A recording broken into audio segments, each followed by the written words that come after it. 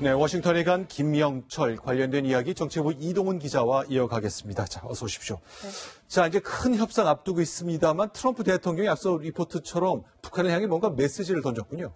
네, 트럼프 대통령 손님을 불러다 놓고 엄포를 놓은 셈입니다. 외부의 적, 불량 국가들을 언급했는데 사실상 북한을 겨냥한 거라 볼 수 있습니다. 협상 대상을 압박하면서 이번 회담에선 ICBM이 중요한 의제라는 걸 상기시킨 거다. 이렇게 보면 될 것 같습니다. 미국은 북한의 ICBM을 본토를 겨냥한 특별한 위협으로 보고 있습니다. 그러니까 김영철을 부른 날 북한이 우리한테 미사일로 위협한다 그런 경고 메시지를 던진 게 하나 있고요. 네. 하지만 사실은 이제 속된 말로 트럼프 대통령이 워싱턴에서 제 코가 석자처럼 빠져 있잖아요. 네, 맞습니다. 미국 국내 문제가 영향을 미쳤다는 분석이 있습니다. 트럼프의 개인 변호사로 활동했던 코온이 대선 당시 트럼프 선거 캠프가 러시아와 공모했다는 의혹에 대한 특검 수사에 적극 협조하고 있는데요.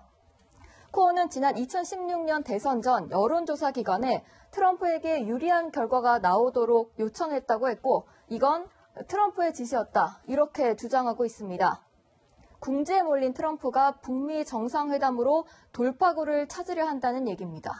그러니까 사실 이제 발칵 뒤집혔습니다. 대통령 궁지에 몰렸기 때문에 어떻게든 김영철을 만나고 2차 북미 정상회담 때 성과를 내고 싶은 거일 텐데요. 이런 게 좀 걱정되는 거잖아요.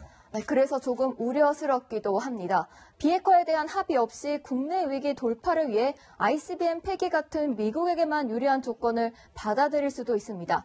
하지만 미국 내에서도 비핵화 협상을 꼼꼼히 해야 한다는 목소리가 나옵니다. 그러니까 트럼프 대통령이 무슨 결정을 할지 모르기 때문에 북한은 다 실무 필요 없고 최정상과 직접 얘기하겠다 그랬잖아요. 네. 자, 그럼 실제 앞으로 2차 정상회담까지의 구조랄까? 논의가 진실제로 맨 상층부만 얘기하는 겁니까?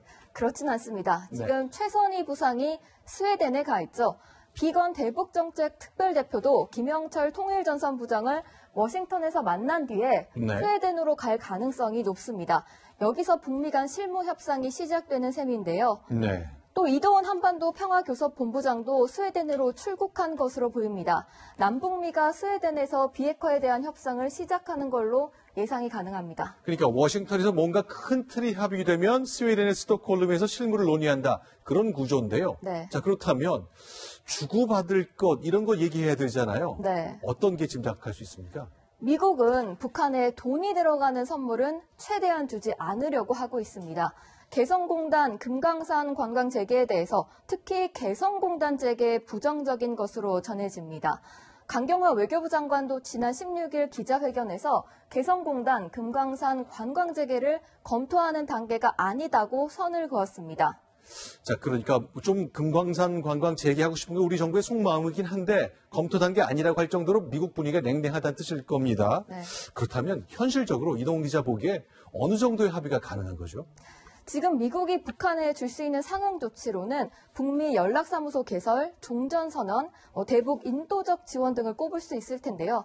하지만 북한이 이렇게 돈 안 되는 선물만 받고 미국이 원하는 영변 핵시설 폐기 검증, ICBM 폐기를 내줄지는 지켜봐야겠습니다. 그렇죠.